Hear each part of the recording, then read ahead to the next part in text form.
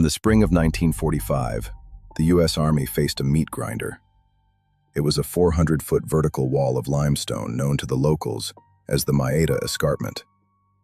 To the American GIs who had to climb it under a hail of machine gun fire, it was simply called Hacksaw Ridge. 75,000 soldiers went up that cliff. Most of them carried the M1 Garand, 30 rounds of ammunition, and a bayonet.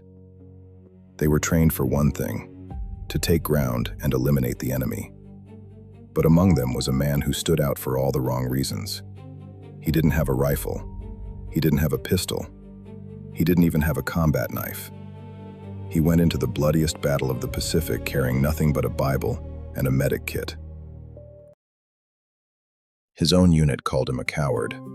His officers tried to throw him in prison before he ever touched the sand of Okinawa. They wanted him gone. They thought a man who refused to touch a rifle was a death sentence for the men next to him. But by the end of the night, every man on that ridge would realize that the most dangerous person on the battlefield was the one who refused to kill. This is the mystery of Desmond Doss. Why would a man risk everything for a war he refused to fight? Desmond Doss wasn't a draft dodger. When the war started, he was working at a shipyard, a job that would have given him a deferment. He could have stayed home, safe in Virginia, but he felt a moral obligation to serve. There was just one problem. Doss was a Seventh-day Adventist with a literal interpretation of the sixth commandment: "Thou shalt not kill." To the U.S. military in 1942, this was an impossible riddle. They tried to label him a conscientious objector, but Doss refused the label. He called himself a conscientious cooperator. He wanted to be a medic, to heal in the midst of the killing. The Army didn't see a healer. They saw a liability. During training at Fort Jackson, the harassment was relentless. Men would throw boots at him while he prayed by his bunk. They'd call him names that would be redacted today. One soldier told him to his face, "Doss, when we get into combat, I'm going to make sure you don't come back alive." His commanding officers tried to discharge him under Section 8 for mental instability.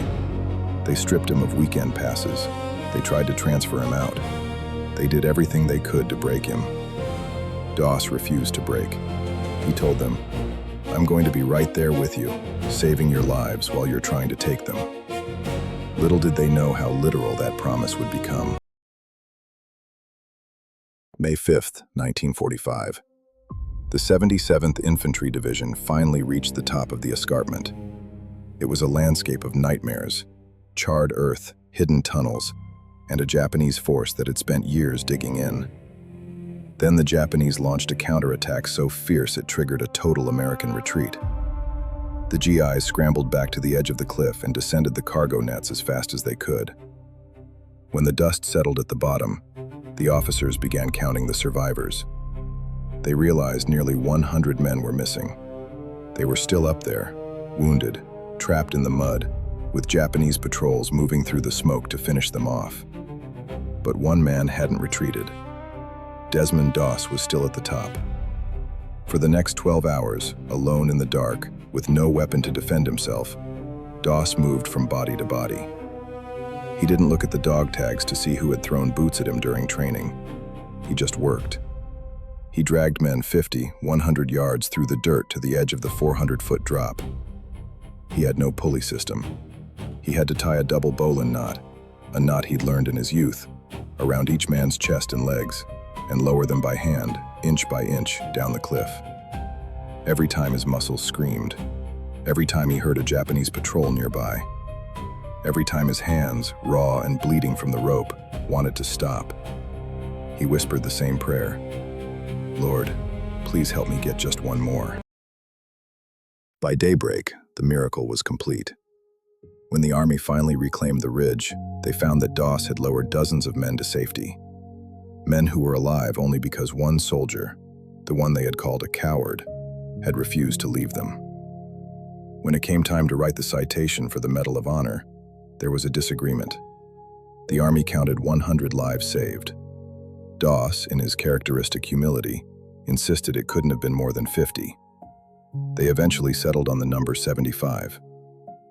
Desmond Doss became the first conscientious objector in American history to receive the nation's highest military honor. The man they had tried to throw in prison became the man every soldier on that ridge owed their life to. He went to war to save lives, not take them. And in doing so, he proved that sometimes the most powerful act of rebellion in a world at war is the simple refusal to hate. The strongest weapon on the battlefield, it turns out, was the refusal to carry one. If you think history is better when the right people get the credit, subscribe. Next week, I'm investigating another story the world accepted without question, and the answer is stranger than the legend.